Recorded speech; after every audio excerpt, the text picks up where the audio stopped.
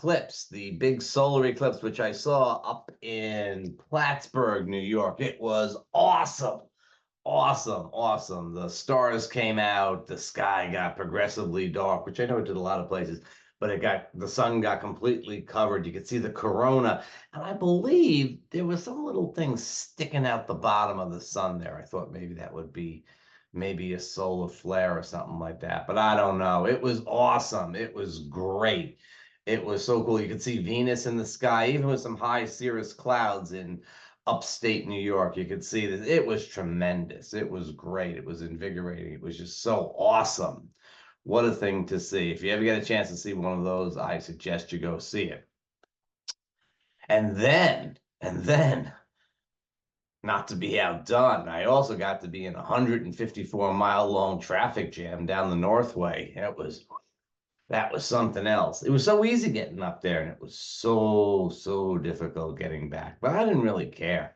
Just kind of hoping to get back to my launching pad in time for a decent meal, but it didn't happen. But that's okay. It's a solar eclipse. You don't have to have a decent meal on a solar eclipse. Okay, let's talk about this week coming, because this week coming has got some stuff going on too. You won't see it as dramatically, but it's there.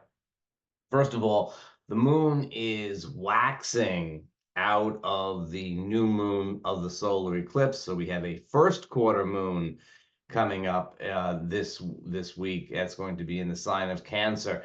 First quarter moon in Cancer. It's active, and yet it's also a little protective.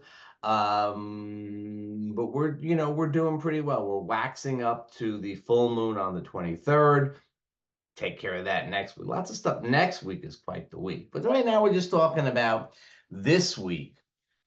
There's enough stuff going on this week. So we're waxing up to that full moon, which would technically be the end of eclipse season, even though it's the full moon in Scorpio, which is no time to be saying, well, now things are going to settle down. So lots of energy this week. Make the most of it. Basically speaking, I mean, we're still a little bent out of shape by the eclipse, and people were a little bent out of shape by the eclipse. We all get a little bit, overwhelmed, as I never tire of explaining when we have an eclipse. During eclipse season, the things that we are concerned about are indeed important. We just see them out of proportion.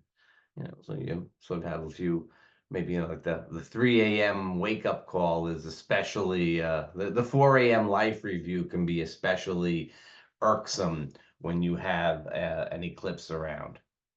All right, so we're still a little bit in the midst of that, but really kind of think about productively what you want to do, what you want to get done this week. It's a pretty good time. This week, I've got to say, is good. First quarter moon in Cancer early on in the week. And then we're gonna have the moon in Leo.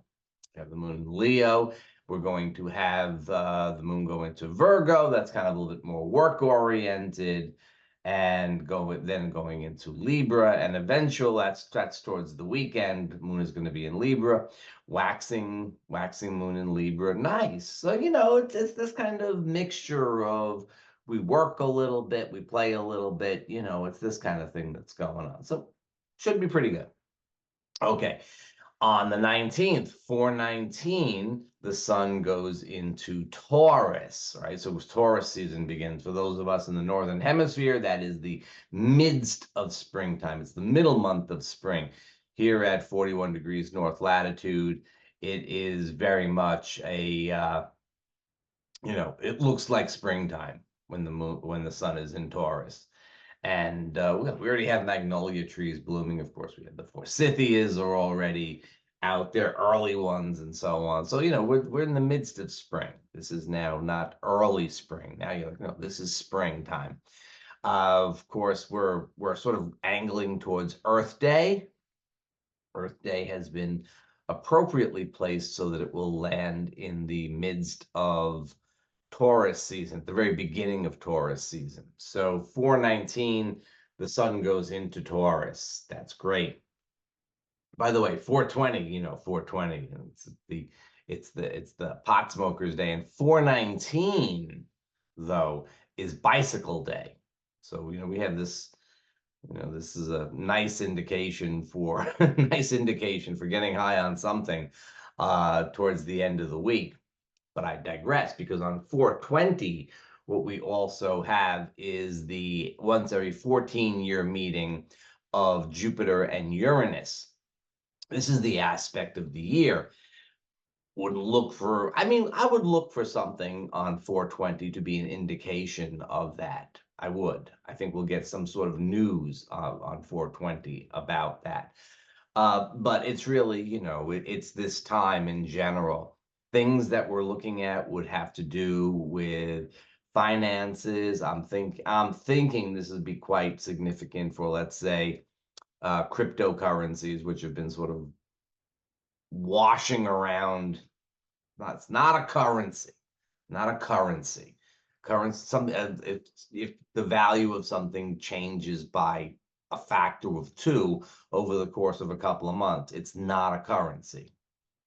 Maybe the Brazilian real or something like that, but other than that, no, it's not a currency. That was back in the day. Don't get mad at me if you're Brazilian.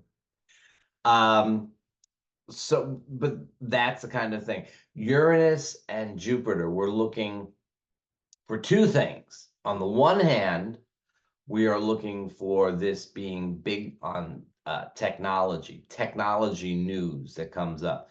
And now AI is, of course, the technology thing that is out there.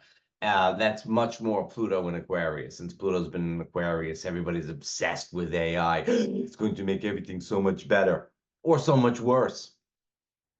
That's pretty much the way we feel about all our various technologies when they come out, right? They're going to save us or they're going to destroy us. And we usually get pretty smart about them.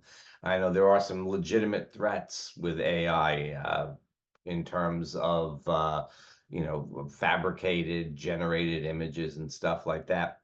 But I saw this video on YouTube where President Kennedy was explaining that really there's not much danger from AI, and I believe that.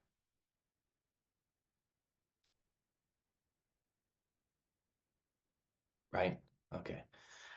Um, but the thing is, we do get on top of every technology that comes out, you know.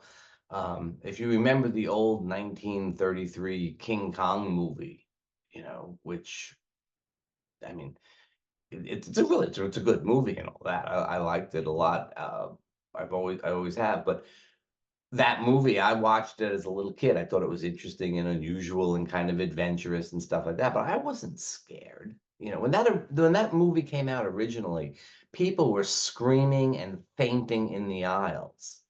And now it's like, you poor little King Kong. Um, when silent movies came out, people would be howling in the theaters, yelling at the villain and cheering and stuff like that. People were so engaged. And you watch those things now and they look just, they all look kind of a little bit, we get on top of every technology sooner or later. We always find a way to sort of outsmart it. And I think that'll happen with AI. I don't know that that's the Jupiter-Uranus thing, though. As I said, cryptocurrency seems like it would probably get a decision one way or the other, but some technological thing. Jupiter-Uranus has brought us things like 1969, the going to the moon, and 1969 also the introduction of the 747, which is tremendous change in the entire planet, really. Long haul aircraft that allowed for travel and immigration patterns that had never been imagined before. The huge technological innovations often happen around Jupiter Uranus. I've been talking about this for a while. I talked about it on the April forecast and so on. Really, really big stuff. It's probably may get some indication right on the 20th, but it's the impact of this is going throughout the year. Here's another thing that's happening on 420. The sun, now in Taurus, is going to square Pluto in Aquarius. Right? So the sun gets into Taurus, so here I am, it's Taurus, like, it's where's dinner? And the first thing that happens is a square from Pluto. This is going to interesting, and this is happening on the day of the Jupiter-Uranus conjunction. And so, it's who has the power, Pluto, generally speaking, the sun is the official power. This is the light. This is the person that's in charge. This is the shining light, the star, as it were. And Pluto is the power broker, financier type of energy. Generally speaking, that's the way Sun Pluto things come out. The king thinks it's time to build a new castle or a new wing to the castle, and Pluto says, "Well, do you have the money to do that? I can loan it to you." Who has the power? Who has the power? This time, the Pluto's in Aquarius, and it's unlikely to be quite that same power broker situation as we've had with Pluto and Capricorn, for example. Probably a little bit of a different flavor of it. We have to look and see how that plays out. But my guess is that Pluto in Aquarius is a little bit more like the people saying, "Hey, what are you doing over there? What are we spending our money on?" Right? And that goes very well with the other side of Jupiter-Uranus. Jupiter-Uranus tends to favor progressive political causes. Progressive political causes. However, ironically, well, not really ironically, but in our way of thinking about it, maybe a little ironically, Jupiter-Uranus also tends to favor capitalism. Right? So it's very capitalist aspect. And so we're going to have to wait and see how this all plays out. Anyway, it will be playing out as we build up to the Scorpio full moon, as we build up to other excitements that are happening next week.